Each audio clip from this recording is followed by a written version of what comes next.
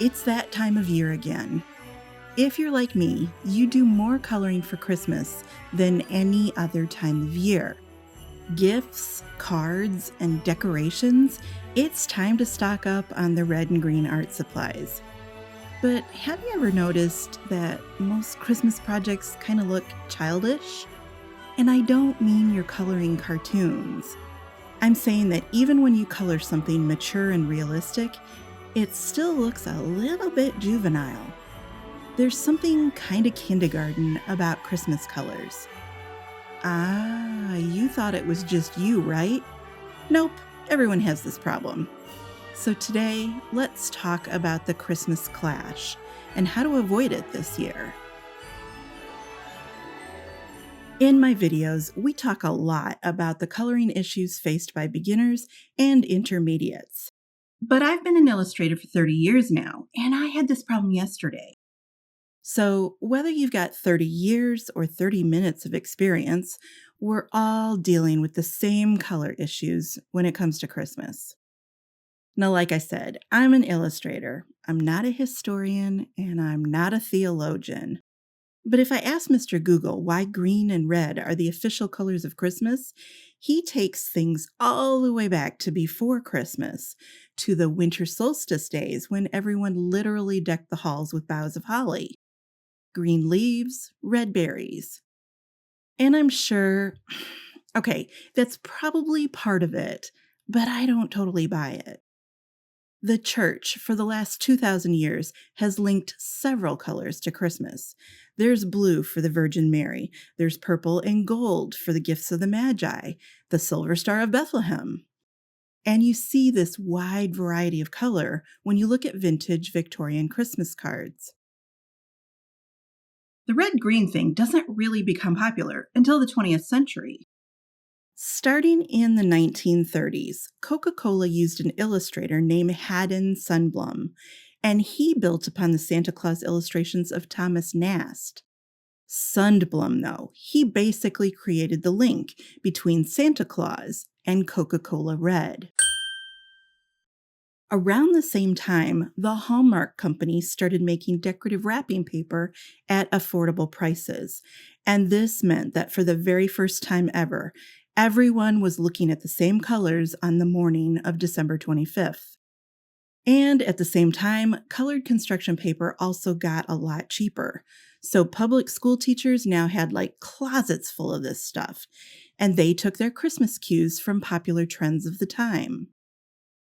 So we had like the whole World War II generation, plus the baby boomers after them, growing up in a world that was like completely saturated with red and green at Christmas.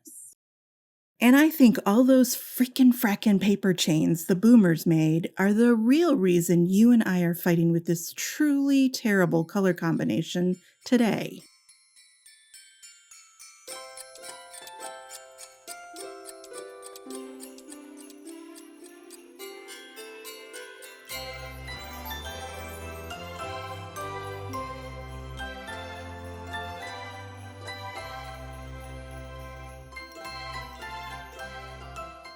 What's the problem with green and red? Ugh, I could go on for days about this, but here it is in a nutshell. It doesn't matter which color wheel you use. If you're using the red, yellow, blue model, then red and green are direct complements. And if you're using a cyan, magenta, yellow wheel, red and green are not directly direct, but they're close kissing cousins to direct. We call them indirect complements. Red and green just do not play well together. They fight like heck. There's a visual vibration or resonance that happens when you place Christmas tree green next to Santa Claus red. Ugh, no, they just clash. So no matter how tastefully you try and use these two colors together, they're going to fight you every step of the way. And even if we never put this into words, this is why many professional artists and a ton of really good card makers, they will go totally out of their way to avoid using traditional red and green at Christmas. This combination can be painful to look at. No matter how many times we're told to like red with green, Even if we love the holiday, we kind of hate the official color palette. And you know it's true because you make fun of people who dress this way. So for those of you who still want to use red and green together, let's talk about some tips for making it, well, at least a little better.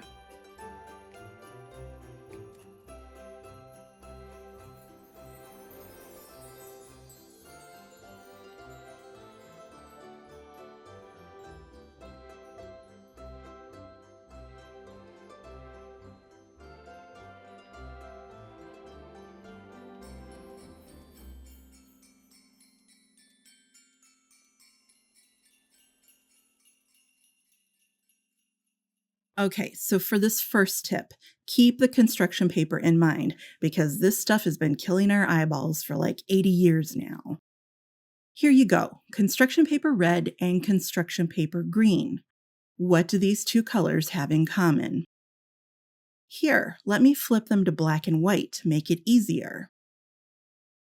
Traditional red and traditional green are the same color value. Now, if you're new to color theory, value is the strength of the color. So you can kind of think about value as how light or dark the color is. In a black and white photo, we can't see the hue or the color anymore. All we see is value. So if everything looks like the same gray here, then it's all the same value. So, not only are traditional red and green complements, but they're also the same darned value. Complements clash. And here's the thing, same value complements will always clash more. And this is why when some of you add other colors to your project, you're trying to distract us or limit that red-green issue, but you accidentally end up with a kindergarten color circus. Anytime you use too much of the same value, you're setting up an epic multiplayer battle. So the solution to this problem is something they teach in art school, but I don't hear too much about this online. Every object in your project should have a unique value key. Now, keys are easy. Is the color basically light, medium, or dark? So let's make a Christmas tree. We'll add red ornaments and a golden star. How about a blue background? See the color circus? Uh-huh. Every color is medium in value or medium key. Now every color here is low key. And here it's all high key. Projects that use all the same key are monotonous, but if you're only using two colors and they're the same value, boy, are they going to fight. The solution, and this is especially true if you're dealing with clashing complements, is to clearly define differences between your keys. In my present project here, my red is mostly R29, and that's a low-key color. I'm also using violet underneath the red to make it even darker. Meanwhile, my green ribbon is high-key. It's mostly YG03. See what happens when I flip this to black and white? My red and green are different keys, and this helps to minimize the conflict. Now, this is going to be so hard for some colorists because many of you have been taught to use every red in your collection to color Santa Claus, and then you use every green you own for the Christmas tree. That's a common cheat people use to try and fake your way into dimensional coloring. But if your red spans a large value range and your green uses the same large range, they're going to clash because you're using all the same values and neither one has a noticeable key. Just make one color overall lighter and then the other one generally darker to minimize the visual competition.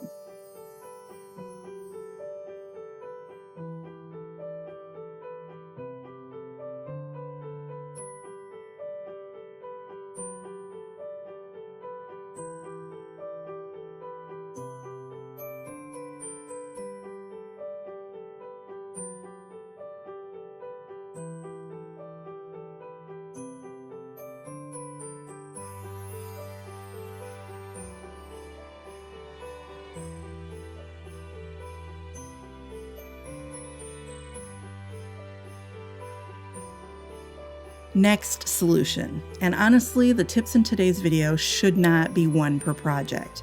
Use several tips together. This is the kind of stuff that adds up to complexity and maturity in your use of color. It's the difference between okay coloring and whoa, she's good. Alright, so if you've got red fighting with green, you've basically got Clash of the Titans. Red and green are the big monsters of the color wheel. They're both strong colors with no obvious weaknesses, and they're evenly matched. These guys could wrestle all day, and it'd still be a draw. Shall we play Christmas thermonuclear war? So the only way to win is not to play. Aw, nobody wants to play with me. Just let one color dominate. Make the project mostly red or mostly green. One color gets to be the superstar.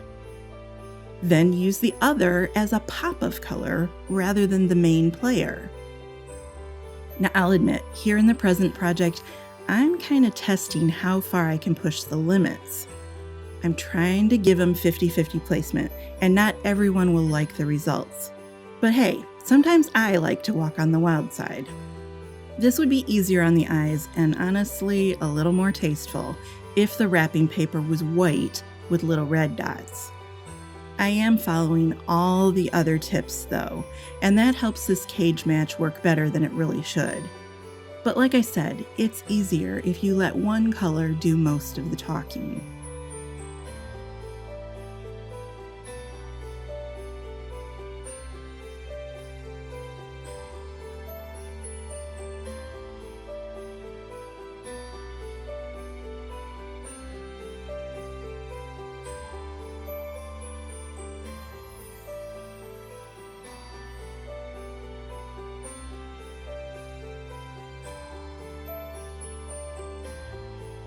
Okay, next tip, and this is one for all the real color theory nerds. When red and green fight, you can adjust their temperature. So here's traditional Christmas red on the wheel, and here's traditional green. They're on opposite sides. But if we shift both the green and the red towards yellow, let's warm up both of those colors. Instead of using pine tree green, we can take a few steps over and do a yellowish gold green. At the same time, let's use a red that's more scarlet and less crimson. See how we're moving the red and the green nearer to each other? Now they have more in common, and they're closer to being analogous neighbors rather than complementary enemies. The yellow double shift means that now they're at least speaking the same language, even if they're still not best buds. So when I'm shopping for Christmas markers, I'm hanging out in the YG section instead of the Gs. And when it comes to red, if there's even a whiff of pink or purple to it, that's a hard no. We've got to bring these colors closer together and give them some common ground if they're ever going to make nice.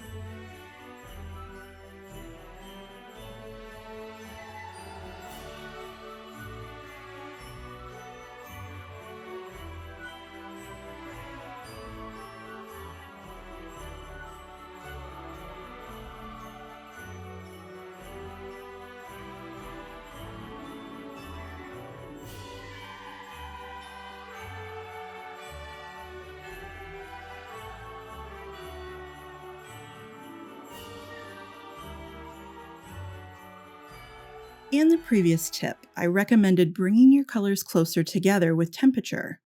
Now, let's add some visual differences.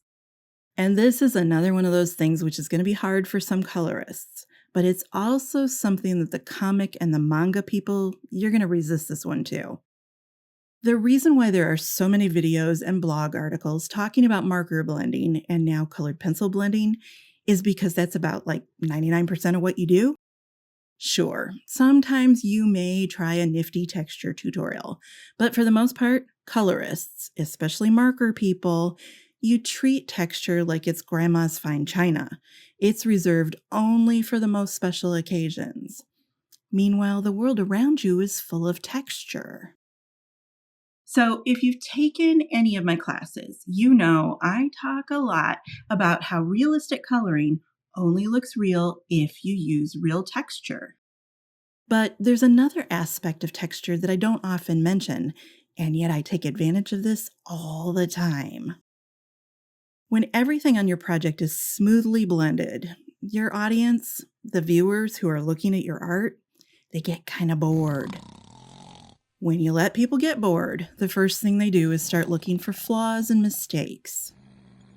You've looked at other people's projects critically, and they do it to yours. Texture stops the eye, though. Instead of just wandering aimlessly across vast areas of smooth blending, your eye stops when you get to the bow, and then the eye kind of wanders around just the bow only.